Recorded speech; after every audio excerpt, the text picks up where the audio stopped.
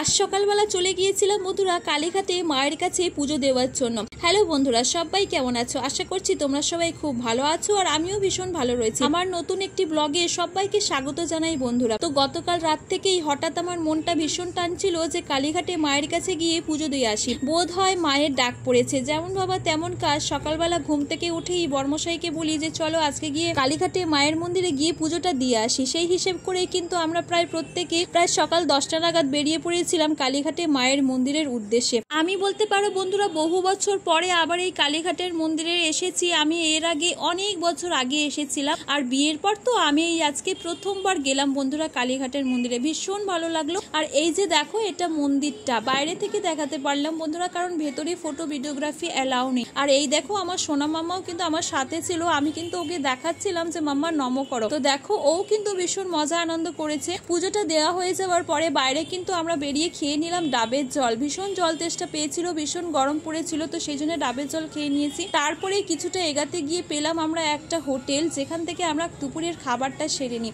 আমরা একটা নিরামিষ থালি অর্ডার করেছিলাম বন্ধুরা, যেটার মধ্যে ছিল সাদা ভাত, পাঁপড়, চিপস, তার সঙ্গে ছিল 3 রকমের ভেজ সবজি, ডাল, আর তার সঙ্গে ছিল আমের চাটনি। প্রত্যেকটা খাবারে কিন্তু ভীষণ সুন্দর সুস্বাদু হয়েছিল বন্ধুরা। খাবার খেয়ে ওঠার সময় হঠাৎ করে আমার চোখ যায় হোটেলের দেওয়ালও লাগানো এই এত সুন্দর ঠাকুরের ছবিগুলোর ওপরে। এত সুন্দর ঠাকুরের ছবিগুলো, প্রত্যেকটি মূর্তির ছবি কিন্তু ভীষণ ভালো লাগছিল বন্ধুরা। তোমাদের কার কার ভালো লেগেছে কমেন্টে কিন্তু অবশ্যই জানিও। মা তুমি সর্বত্রই আছো, সেই বিশ্বাস নিয়ে আজ আমি কালীঘাটে মায়ের কাছে। ভিডিওটি কেমন লাগলো বন্ধুরা? ভিডিওটি এই পর্যন্তই। যদি ভিডিওটি ভালো লেগে থাকে তাহলে অবশ্যই লাইক, কমেন্ট এবং শেয়ার করে দিয়ে আমার পাশে থেকো। Thank you so much.